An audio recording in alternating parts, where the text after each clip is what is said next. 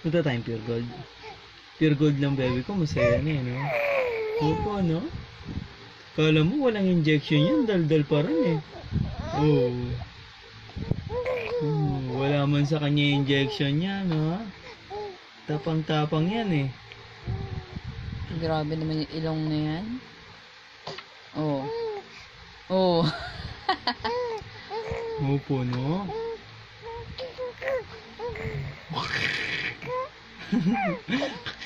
Sabi niyang gano'n, no? Ching.